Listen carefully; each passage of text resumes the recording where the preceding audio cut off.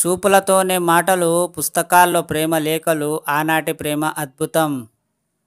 ఈ రోజుల్లో ప్రతి విషయంలోనూ చాలా వేగంగా నిర్ణయాలు తీసుకుంటున్నారు నేటి యువత. అలాగే తీసుకున్న నిర్ణయాలను అంతే వేగంగా అమల్లో కూడా పెట్టేస్తున్నారు. ప్రేమ విషయంలోనూ అంతే. అప్పటి తరంలో అయితే ప్రేమ విషయంలో చాలా నిదానంగా వ్యవహరించేవారు. దాన్ని గెలుచుకున్న విషయంలోనూ ఎంతో ఓర్పుగా ఉండేవారు. ఎన్ని ఇబ్బందులొచ్చినా తమ ప్రేమ బంధాన్ని నిలుపుకోవడానికి ప్రయత్నించేవారు.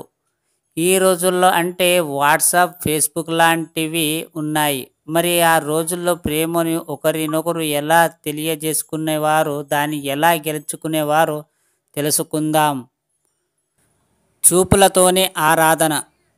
ఇప్పుడంటే నచ్చిన అమ్మాయి కనిపించగానే వెంటపడి మరి తమ మనసులోని మాటను చెప్పేస్తున్నారు అబ్బాయిలు.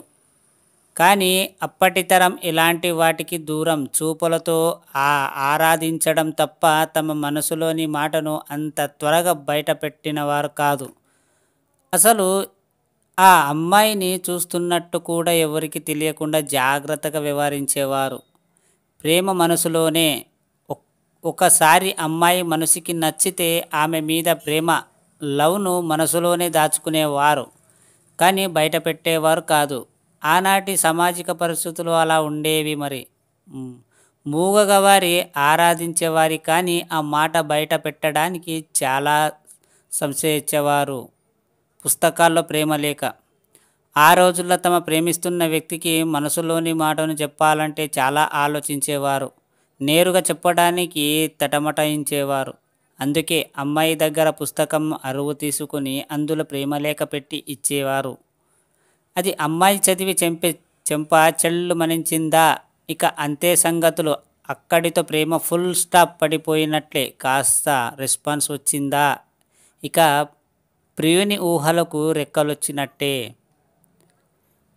అటు ఇటు మారలేఖలు. అమ్మాయి కూడా అబ్బాయిలతో ప్రేమకు అంగీకరిస్తే ఇక అక్కడి నుంచి ఇద్దరు ప్రేమలేఖలోనే కలిసిన విహరిస్తారు.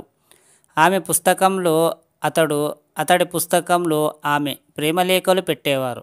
వాటిని భద్రంగా దాచుకుని మళ్ళీ మళ్ళీ చదువుకొని మురిసిపోయేవారు. అబ్బా! ఆలోచిస్తేనే ఎంత బాగుందో కదా.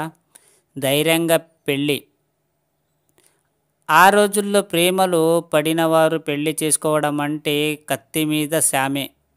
అయినా ధైర్యం చేసి పెళ్లి చేసుకున్న వారు ఉన్నారు. ఇంకా చెప్పాలంటే ఆ రోజుల్లోనే అందరిని ఎదిరించి ఆదర్శ వివాహాలు చేసుకున్న జంటలు ఉన్నాయి. వారంతా ఇప్పటికీ చాలా సంతోషంగా జీవితాన్ని గడుపుతున్నారు. సమాజమే కాదు, మన భావజాలము ఆధునికతను సంకరించుకుంటున్న ఈ రోజుల్లోనే ప్రేమ వివాహానికి పూర్తి స్థాయిలో అంగీకారం లభించడం లేదు. ఇక ఆ రోజుల్లో పరిస్థితి ఎలా ఉండేదో అర్థం చేసుకోండి. రెండు వైపుల కుటుంబం సభ్యులకు, బంధువులకు వారితో తెగదెంపులు చేసుకునేవారు. ఎలాంటి కష్టం వచ్చినా ఇద్దరు కలిసి సంతోషంగా అనుభవించేవారు. ఓర్పుగా, నేర్పుగా వాటన్నిటిని ఎదుర్కొని తమ జీవితాలను చక్కదిద్దుకునేవారు. ఆనాటి ప్రేమకు, ఈనాటి ప్రేమకు ఎంతో వ్యత్యాసం ఉంది. ఈ రోజుల్లో చిన్న చిన్న కారణాలకే విడిపోతున్న జంటలు, వారిని చూసి ఎంతో నేర్చుకోవాలని ఉంది. Telugu life story.